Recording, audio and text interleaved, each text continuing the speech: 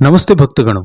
जैसे कि आप सब जानते ही हैं कि इस साल 29 अक्टूबर को धनतेरस मनाया जाएगा।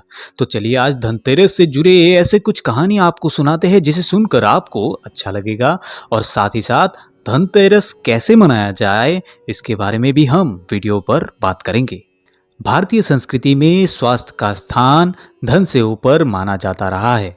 ये कहावत आज भी प्रचलित है कि पहला सुख निरोगी काया, दूजा सुख घर में माया।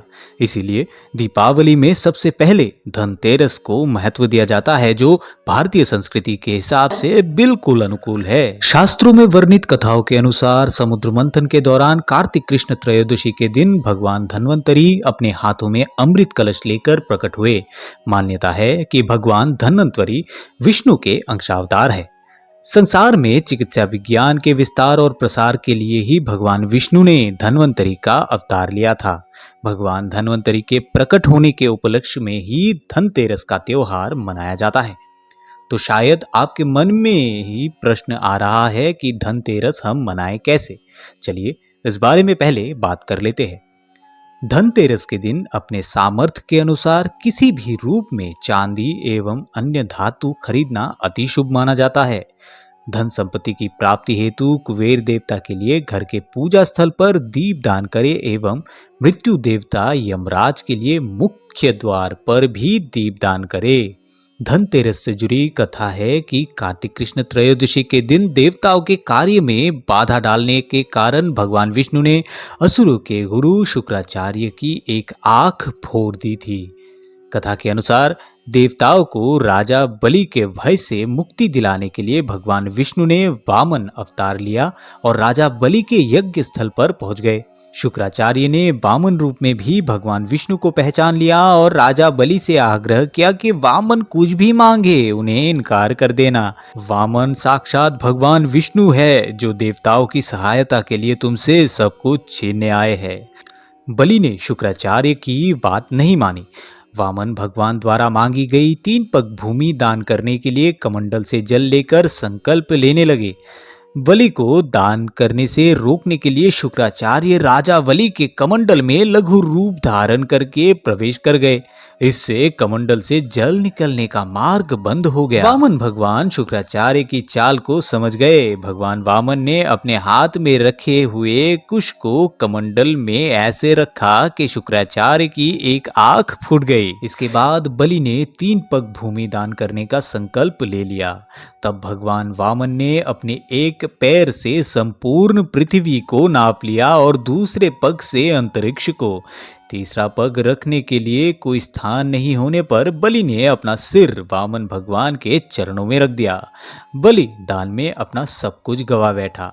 इस तरह बलि के भय से देवताओं को मुक्ति मिली और बलि ने जो धन संपत्ति देवताओं से छीन ली थी, उससे कई गुना धन संपत्ति देवताओं को मिल गई।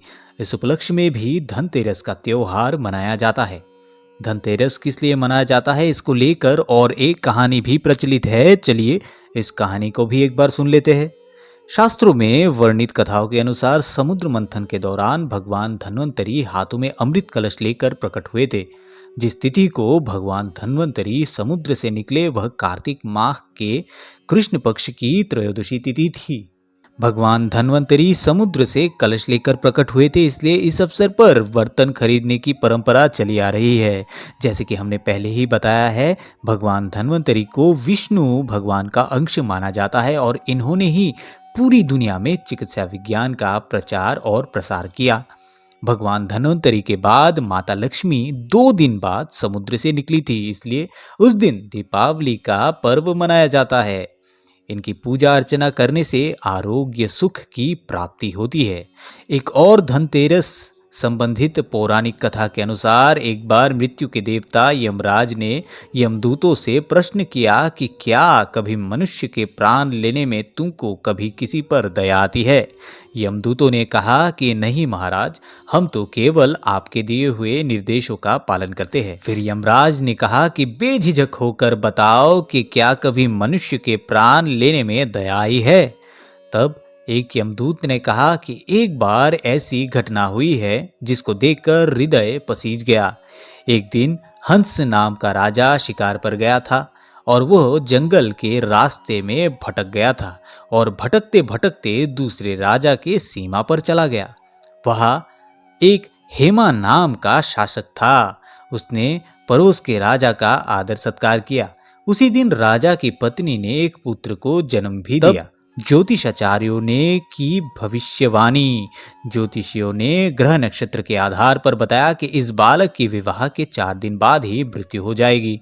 तब राजा ने आदेश दिया कि इस बालक को यमुना तट पर एक गुफा में ब्रह्मचारी के रूप में रखा जाए और स्त्रियों की परछाई भी वहां तक नहीं पहुंचनी चाहिए।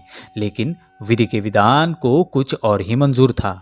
संयोगवश राजा हंस की पुत्री यमुना तट पर चली गई और वहां राजा के पुत्र को देखा। दोनों ने गंधर्व विवाह कर लिया। विवाह के 4 दिन बाद ही राजा के पुत्र की मृत्यु हो गई। तब यमदूत ने कहा कि उस नवविवाहिता का करुण विलाप सुनकर हृदय पसीज गया था।